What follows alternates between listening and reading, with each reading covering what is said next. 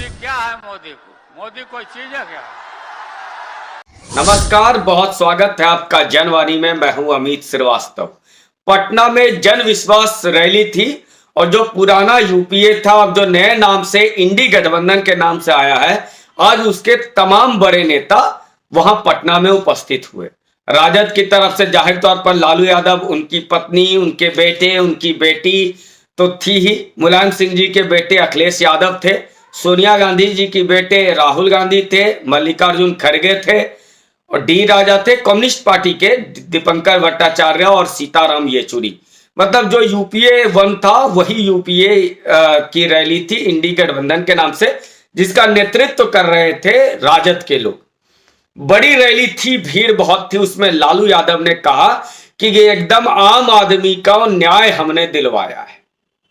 सबसे पहली प्रश्न तो यही है कि यदि आम आदमी, कोई एक आम आदमी, यदि उसको जेल हो जाए, सजा हो जाए, और सजा ना भी हो, अगर कुछ सजा के पहले उसकी गिरफ्तारी हो जाए तो उसको बेल मिलने में बहुत मुश्किल होता है। लालू यादव सजा याफ्ता है, सजा काट रहे हैं चारा घोटाले मामले में, उसके बाद भी ये जेल में नहीं है और बाहर घूम रहे हैं, एकदम सारी रैली कर रहे हैं। कानून का कितना बड़ा मजाक है ये कि एक व्यक्ति जिसको सजा हुई है, जिसके चुनाव लड़ने पर प्रतिबंध लगा हुआ है, वो व्यक्ति राजनीतिक रैलियों में शामिल हो रहा है और सजा याफ्ता होने के बावजूद पूरे देश में घूम रहा है। कानून का इससे बड़ा मजाक क्या हो सकता है? कोई आम आदमी, आप और हम, क्या ऐसा कुछ कर सकते हैं क्या? इतनी हिम्मत है क्या? और उसके बाद भी ये लोग कहते हैं कि ये लोग आम आदमी हैं, ये लोग गरीब गुरबा हैं। कौन मानेगा इनकी बातों पर? गरीब गुरबा है। खैर, आज राहुल गांधी भी वहां पर थे और लालू यादव अपने चुटीले अंदाज में कहे कौन है मोदी। आइए पहले सुनिए लालू जी ने किस अंदाज में मोदी पर क्या हमला किया, फिर आगे की बात करते हैं। ये मोदी क्या है? मोदी कोई चीज है क्या? लालू जी पूछ रहे हैं नरेंद्र मोदी कौन है? नरेंद्र मोदी वो हैं जो अपने दम पर 303 सीटें लोकसभा में लेकर आए हुए हैं। लालू जी, मुझे नहीं पता कि आप 33 सीटें भी लेकर के आए हैं या नहीं आए हैं, और जहां तक इतिहास बताता है कि आप अपने दम पर 33 लोकसभा की सीटें नहीं जीत पाए। आप रेल मंत्री बन गए क्योंकि गठबंधन की सरकारें उस समय थी और गठबंधन की मजबूरी थी कि मधु कोड़ा जो इकलौता निर्दलीय आदमी था, वो भी कभी झारखंड का मुख्यमंत्री बन गया था। गठबंधन का धर्म था कि आप उन दिनों नौकरी के बदले जमीन के मामले में जिसकी जांच अब हो रही है उसमें फंसे हुए हैं और आपको सजा हुई है, आप बाहर घूम रहे हैं और 10 वर्ष में नरेंद्र मोदी के खिलाफ आप लोगों ने एक भी घोटाले का आरोप नहीं लगा पाए। ये है नरेंद्र मोदी। वो नरेंद्र मोदी हैं जिनको हराने के लिए आज यूपीए को अपना नाम बदल के इंडी गठबंधन के नाम से आना पड़ा है। और जो एक दूसरे को गालियां दे रहे थे वे सब आज इकट्ठे हो गए हैं, वो है नरेंद्र मोदी। तो ये मत पूछिए कि नरेंद्र मोदी कौन है। इस पूरे कवायद का, इस महारैली के केंद्र में नरेंद्र मोदी हैं, ये बात याद रख लीजिए। लेकिन इसमें अपनी डफली, अपना राग कैसे है, आप पहले राहुल गांधी जी के इस बयान को देखिए, फिर मैं पूरा विश्लेषण करूंगा कि 2024 की आखिर मुद्दे क्या हैं, लड़ाई क्या है और कौन किस तरफ की बातें कर रहा है। पहले राहुल गांधी जी को सुनिए। जैसे मैंने यात्रा में कहा, अगर आप गठबंधन को समझना चाहते हो, एक लाइन में समझा जा सकता है, नफरत के बाजार में मोहब्बत की दुकान खोलते हैं हम।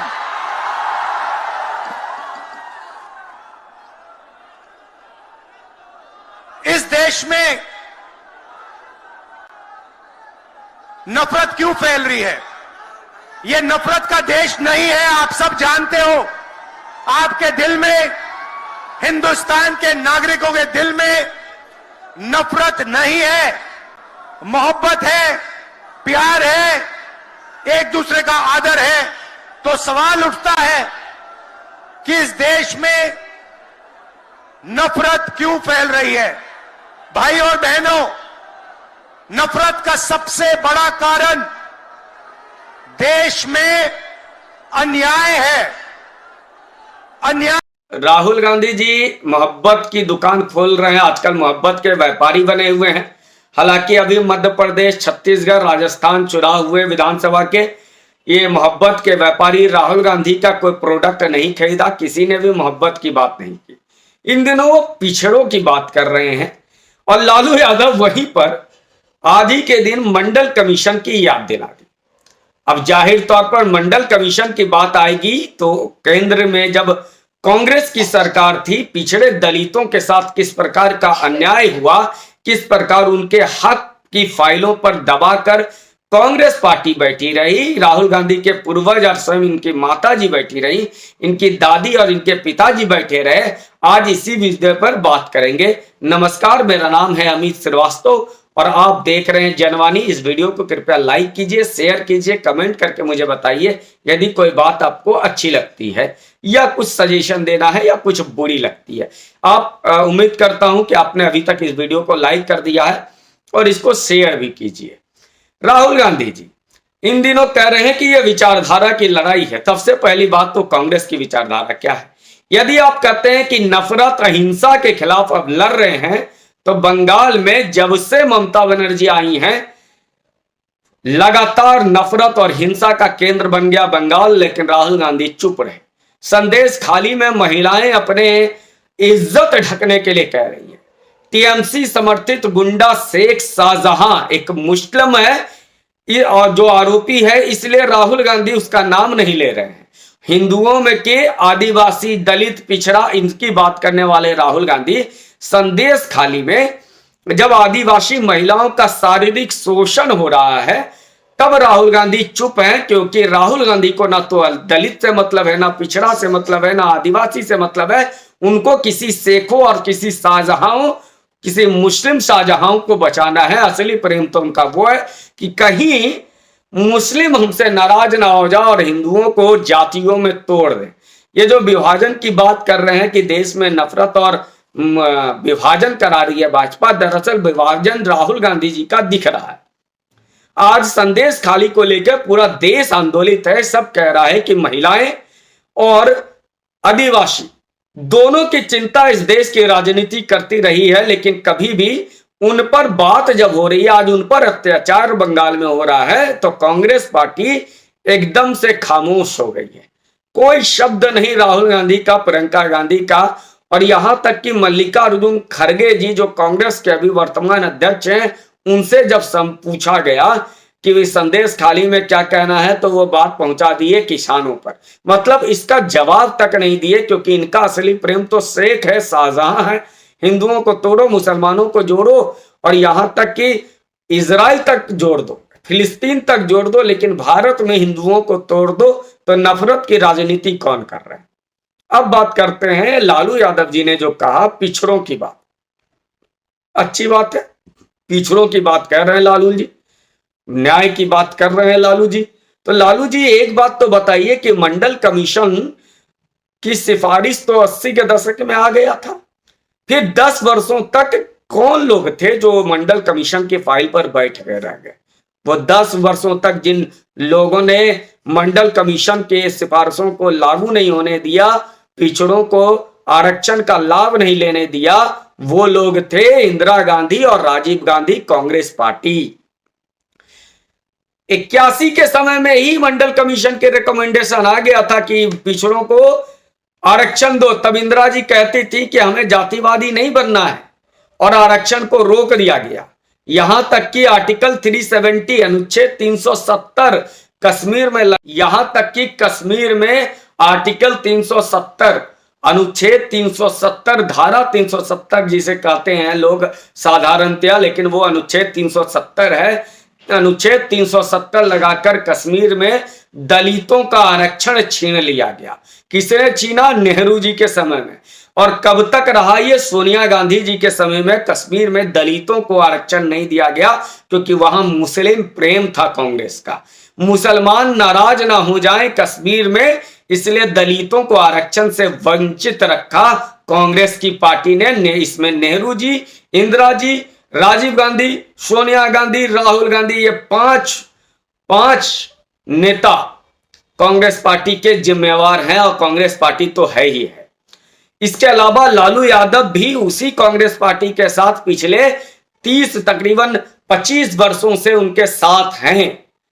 उसके बाद भी कभी लालू यादव ने यह क्यों नहीं कहा कि कश्मीर में पिछड़ों और दलितों को आरक्षण मिलना चाहिए, क्यों कश्मीर में आरक्षण की आवश्यकता इन लोगों को क्यों नहीं पड़ी। प्रियंका गांधी कहती हैं लड़की हूं, लड़ सकती हूं, तो फिर बंगाल के संदेश खाली में महिलाओं के साथ क्यों नहीं प्रियंका गांधी खड़ी हो जाती हैं। आज तक बंगाल में लालू यादव क्यों नहीं गए। आदिवासी पिछड़ों की बात करते हैं तो कम्युनिस्ट पार्टी आखिर क्यों नहीं जा रही है संदेश खाली, क्यों अखिलेश यादव नहीं जा रहे हैं। पूरे देश में विपक्षी नेता टूरिज्म पे निकलते हैं तो बंगाल क्यों नहीं जाते हैं। बिहार में ये कहते हैं कि हमने रोजगार दे दिया। आज YouTube चैनल से कितने लोग कमा रहे हैं, इसलिए क्योंकि सरकार ने, इस नरेंद्र मोदी की सरकार ने डेटा इतना सस्ता कर दिया इंटरनेट के, हर कोई किसी के हाथ में मोबाइल है और दिन रात वो सस्ता इंटरनेट यूज करके नरेंद्र मोदी पे सवाल उठा रहा है, सोशल मीडिया पे प्रश्न कर रहा है। भी कमेंट में भी 2-4 लोग मिल जाएंगे। ये जो फ्री का नेट और सस्ता नेट नरेंद्र मोदी की सरकार में मिला है, वरना पहले तो 200 रुपया में 1 GB डेटा भी हम लोग नहीं यूज कर पाते थे। ये देश की सच्चाई है। और आज ये लोग बात करते हैं 350 मेडिकल कॉलेज होते थे 2014 तक 70 वर्ष में, और आज 700 के करीब मेडिकल कॉलेज खुले हैं इन 10 वर्षों में। एम्स की संख्या पहले 2 थी और आज 24 हो गई है, फंक्शनिंग है। 16 नए एम्स बने हैं इस 10 वर्षों में। IIM बने हैं, IITs बने हैं। झारखंड के कई इलाकों में जहां रेलवे नहीं था वहां रेलवे पहुंच गया। सिक्किम में पहला रेलवे स्टेशन पहुंच गया। घाटी के अंदर कश्मीर में रेलवे का पहुंच गया। और पूरे देश में इतने एक्सप्रेसवे बने हैं कि आपको जो 10 घंटे का सफर आज 4 घंटे में पूरा हो रहा है। 4 घंटे 3 घंटे का दिल्ली से मेरठ का सफर अब 40 मिनट में हो गया है। पटना से भागलपुर तक हाईवे बन रहा है, मोकामा होते हुए हाईवे बन रहा है। इतने ज्यादा सड़कें बन गई हैं कि आपको कहीं भी जाने आने में कोई सुविधा ही है, असुविधा नहीं हो रही है। दरभंगा में एयरपोर्ट बन गया, देवघर में एयरपोर्ट बन गया, दरभंगा में एम्स बन गया। बनने के लिए काम चल रहा है। जमीनें नहीं दी राजद की और नीतीश की सरकार ने, वरना वो भी खड़ा हो गया होता। आखिर देवघर में बन गया ना एम्स, पटना में एम्स बन गया। इतना कुछ काम करने के बाद भी उसके बाद ये लोग कह रहे हैं कि काम नहीं हुआ। और जहां तक रोजगार की बात है तो इन्होंने 6.5 लाख दिए थे यूपीए की सरकार ने, और ये अभी तक 8.5 लाख के आसपास सरकारी नौकरियां का दावा करते हैं, दे चुके हैं। देश में इतना काम करने के बाद इन्हें नहीं दिखता है, क्योंकि यहाँ घोटाले के लिए कोई गुंजाइश नहीं है। ये लोग कहते हैं हेमंता बिश्व शर्मा को भाजपा क्यों अपने साथ ले ली अगर वो भ्रष्टाचारी है तो फिर प्रश्न ये है कि क्या कारण है कि हेमंता जब इनके साथ रहते हैं तो भ्रष्टाचार करते हैं, और जब भाजपा के साथ आ जाते हैं तो कोई भ्रष्टाचार नहीं करते हैं। यानी ये कंट्रोल है नरेंद्र मोदी का, और यह विश्वास है, ये जनता का विश्वास है, कि महिलाओं का विश्वास है कि उनको जब शौचालय के लिए सड़कों पे जाना पड़ता था, सुबह जब जंगलों में जाना पड़ता था, आज उनके घरों में शौचालय मिल गया, गैस कनेक्शन मिल गया। जब 2014 में आम आदमी की सैलरी 15,000 रुपये होती थी तो उसको 750 रुपये में गैस सिलेंडर खरीदता था। आज 50,000 सैलरी हो गया और गैस सिलेंडर सिर्फ 900 रुपये 1000 रुपये में मिल रहा है। तो फिर ये समझना होगा कि महंगाई कहां बढ़ी थी और क्यों बढ़ा था।